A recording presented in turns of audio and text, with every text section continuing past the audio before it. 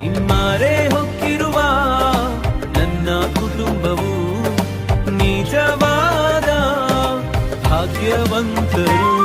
ನಿನ್ನಾರಾಧಿಸುವ ನಾವೇ ಧನ್ಯರು, ನಿನ್ನ ಸೇವೆ ಮಾಡುವ ನಾವೇ ಧನ್ಯರು. ನಿನ್ನಾರಾಧಿಸುವ ನಾವೇ ಧನ್ಯರು, ನಿನ್ನ ಸೇವೆ ಮಾಡುವ ನಾವೇ ಧನ್ಯರು. ನಿನ್ನ ಕೋಟೆಯಲ್ಲಿ ನನ್ನ ಮರೆ ಮಾಡಿದೆ ದೇವ ಕಾಪಾಡಿದೆ.